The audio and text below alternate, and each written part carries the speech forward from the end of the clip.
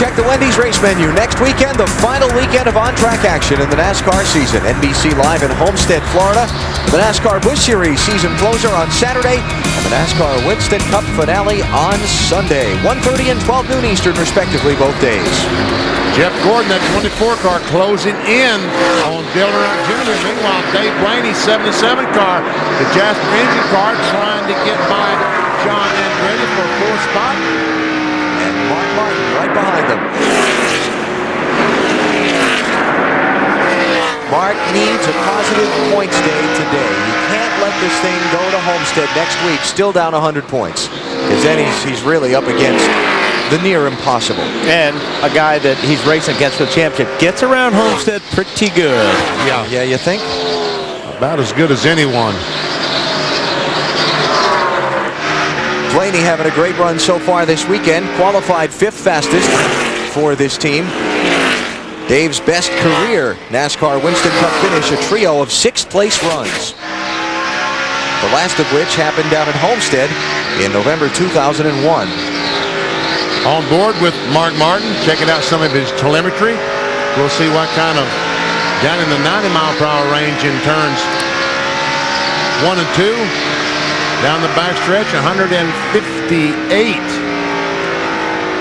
has to slow down to 99. 99. That's not really slowing down, but yeah. And brakes are an issue here. Getting these cars to slow down from 154 down to the 90-something mile-per-hour range, it takes a lot of brakes to do that. Yes, it does, Benny. And yesterday in my car, we have an adjustment in these cars. You can balance the brakes, and these cars get tight during this race. As this race gets on, they won't turn. It's what we call push. So you'll dial in rear brake to try to get the car loosened up as you get in the corner. And I used up all my adjustment. You really use a lot of brakes here. Mark's kind of in a hurry here. Leaning on Blaney a little bit off the corner. You know, one of the things that I appreciate the most about Mark Martin, besides his talent on the racetrack, is his frankness in his interviews. He really just lays his emotions right out there for you to see, including earlier this weekend when we talked to him about what he would have to do to try and win this championship. Basically, he said, I can't do any more than I already am. I'm absolutely positive if I hang it out anymore, I'll wreck. And that's the way I drive all the time, so there's nothing else I can do. I've already done everything I could all year, and it isn't about one race or 2 races. It's about 36, and we've done, we've hung it out 34 times and plan on hanging it out 2 more. And Al and I checked with their crew this morning as to Mark's attitude following last week's penalty. They use phrases like happy as a lark. Mark is in a great mood. He's shaking off what happened last week, and he's very positive going into this weekend. Perhaps that's one reason why he's so in a hurry to get to the front. And he's driving, Mark Martin is driving as aggressively, I think, as I've seen him all year long in the early laps. Yeah, the motor had a little, like it tires broke traction there, trying to get under Andretti. If he wouldn't have got off the gas, he would have hit Andretti. That's why he had to get off the gas there. And you would know from your experiences yesterday here. Hey, don't laugh. We were proud of you yesterday. You went to 37th and came back up and finished in the top 10 in a 200-lap race. It was fun. And you don't have time to be polite sometimes. Yeah. Well, we didn't accuse you of being polite. That's true. Mark Martin has position on Andretti. But it's hard. See how that outside car gets to get in deeper. Now, the inside car may get a little bit of advantage off the 4, but then the outside car is faster down the straightaway normally. NASCAR Winston Cup Manufacturers Championship. Ford has clinched it. They did it at Atlanta a couple of weeks ago when Kurt Busch took the victory.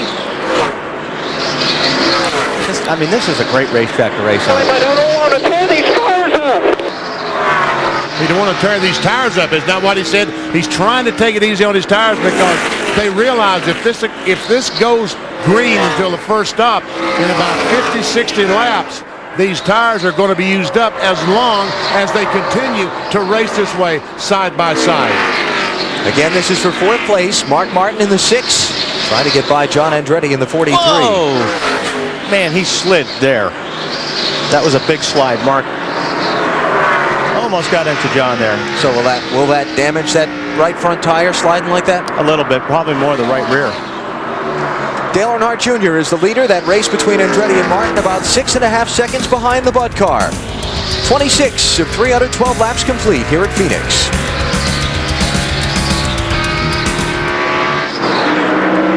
Trouble in turn 4. Jamie McMurray has spun around. The caution flag is out. And there's some damage to the left rear of the... Rear damage. Severe damage. And Tony gets his lap back. That was good save for Tony Raines. Pit Road boys telling us McMurray was reporting his car very, very tight before the crash. Did not want to turn in the corners like he needed it to.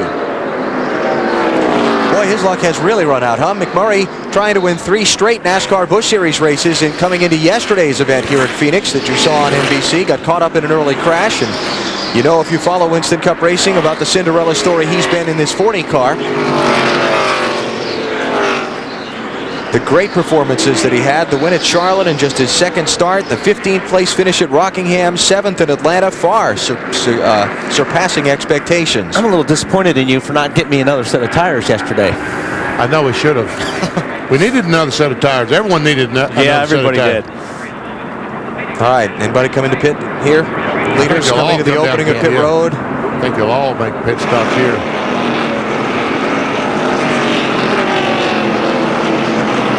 Stops are going to come at lap number 28. Dave? Mark Martin radioed in, oh, we have to pit, don't we? His car was so good. Slight change up on the air pressure in the right rear, 1/2 pound to keep up with the racetrack today. Bill? Dale Earnhardt Jr. on pit road. No major changes for this car. Just 4 tires and fuel, but also concerned about the guys that might just take 2. Tony Stewart says his car is tight in the center, wants some help there. Air pressure adjustment in the right front tire for Stewart, then Ford more than the 2 left sides and fuel. Marty. Jeff Gordon is running second. He said his car is loose. They think that's good. 4 tires down, 1 round on the track bar. Robbie Gordon wins the race off pit road. Actually, Ryan Newman. Let me check that. Yeah, I want to check that 31 car, Marty. He might have just gotten 2 tires. He's right on the corner of pit road, and I think I saw the jack coming back from the right side of the car, but I want to follow that up for sure. He was running 10th coming in, so it's not unheard of that he couldn't have gotten out second. Look at the rip in Kenny Wallace's door there. That's not going to be very aerodynamic. No. But it will be cooler inside the cockpit. Yeah. I wonder where he got that. I wonder if that had anything to do with the 40 car crashing, yes. Yeah. Kenny Wallace's car was very good in happy hour. Well, let's find out. We have pictures. 77 leaving. Kurt Busch and Kenny Wallace. Yep. Now the right front fender on Kurt Busch's car has got to have some pretty serious damage to it. Yep. I was part of one of those. Very. I mean, the pits aren't really tight here, but the maneuvering can be tough. Everybody going at the same time. All right, look ahead from Ricky Rudd's car. Now he just came right down on top of Schrader. Hold your line. Low, low, low. Schrader didn't have anywhere to go on that one. So he's probably got some right front damage. McMurray's car, yeah, he's got some right front fender damage. Yes, McMurray's car was tight, I'm sure, but he got real loose when Schrader got down left rear. All right, the 31 car, Robbie Gordon, did get just right side tires. Bill sending that information up from pit road. And Ryan Newman, the leader now, also just got 2 right side tires.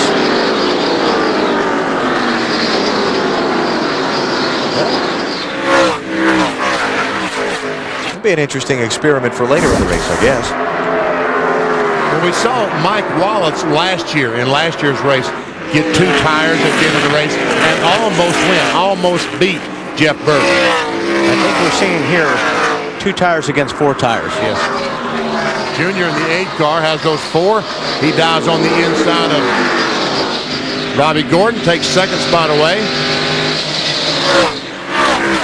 We'll keep an eye on his speeds against that of the leader Ryan Newman and see if indeed the tires make a huge difference here. How about the 12 car, Marty? Alan, I talked to Matt Borland, the crew chief for Ryan Newman. He said this was a planned experiment. They planned this morning. If they got an early caution, they wanted to see what 2 tires would do to see if it would work for later in the race.